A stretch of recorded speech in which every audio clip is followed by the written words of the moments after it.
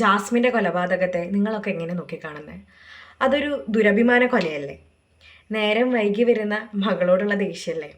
Lab ടെക്നീഷ്യനായ വ്യക്തി പല ഷിഫ്റ്റുകളുമായിട്ട് ബന്ധപ്പെട്ട് നേരം വൈകി വരുന്നതിൻ്റെ ബുദ്ധിമുട്ടിനെ തുടർന്ന് സ്വന്തം അച്ഛൻ കഴുത്ത് ഞെരിച്ച് കൊലപ്പെടുത്തി.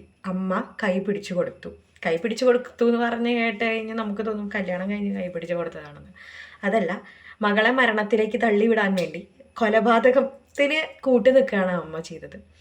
കന്യാസ്ത്രീ പട്ടത്തിനായിട്ട് പോയ ജാസ്മിൻ തിരിച്ചു വന്ന് അവരുടെ ആ ആഗ്രഹങ്ങളൊന്നും നടന്നിട്ടില്ല. ചെറുപ്പം മുതലേ അങ്ങനെ ഒരു രീതിക്കാണ് അവർ വളർത്തിക്കൊണ്ട് വന്നത് എന്നുള്ളത് നമുക്ക് വാർത്തകളിൽ നിന്നൊക്കെ മനസ്സിലാക്കാം.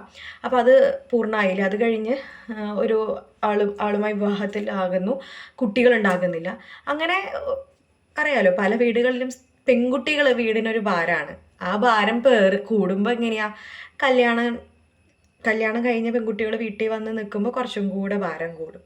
അതും പോരാതെ കന്യാസ്ത്രീ പട്ടത്തിന് പോയി അത് പൂർത്തിയാക്കാതെ ഒരു കല്യാണം കഴിച്ചു കൊടുത്ത് അതും പൂർണ്ണമാക്കാതെ വീട്ടിൽ വന്ന് നിൽക്കുന്ന പെൺകുട്ടികളുടെ ഭാരം എന്ന് പറയുന്നത് ഇവരുടെ മനസ്സിന് താങ്ങാൻ പറ്റുന്നതിന് കൂടുതലായിരിക്കും അല്ലേ? നമുക്ക് പറയാറുണ്ട്, സ്ത്രീകൾ കല്യാണം കഴിച്ച് കൊടുത്തു കഴിഞ്ഞാൽ പിന്നെ അവർ അനാഥരാണ്. അത് കല്യാണം കഴിച്ച് കൊടുത്ത വീട്, ഇത് സ്വന്തം വീട്, 2 വീടും ഇല്ല. അങ്ങനെ പല സ്ത്രീകൾ ആത്മഹത്യക്ക് ശ്രമിച്ചത് നമുക്കറിയാം, തിരിച്ച് സ്വന്തം വീട്ടിലേക്ക് വരാൻ പറ്റാത്തത്. ജാസ്മിൻ്റെ കൊലപാതകത്തിനെ ഞാൻ നോക്കിക്കാണുന്നത് എങ്ങനെയാണെന്ന് വിചാരിച്ചു കഴിഞ്ഞാൽ, ഇത്തരത്തിൽ സമൂഹത്തിൻ്റെ എല്ലാ സാധനത്തിൻ്റെയും ഇതിൽ കൂടെ നടക്കാത്തത് കൊണ്ടും വീട്ടുകാർ പറയുന്നത് കൊണ്ട് നടക്കാത്തത് കൊണ്ടും കൊന്നു കളയാണല്ലേ. അപ്പോൾ അതിനെ ന്യായീകരിക്കുന്ന പല ആളുകളും ഞാൻ കാണാം. രാത്രി നേരം വൈകി വന്ന മോളെ സഹിക്കാൻ ബുദ്ധിമുട്ടായിരിക്കും, അതുകൊണ്ടായിരിക്കും കൊന്നത്. അപ്പോൾ ഒരു നേരം വൈകി വന്നാലോ നിങ്ങൾ കൊല്ലൂ?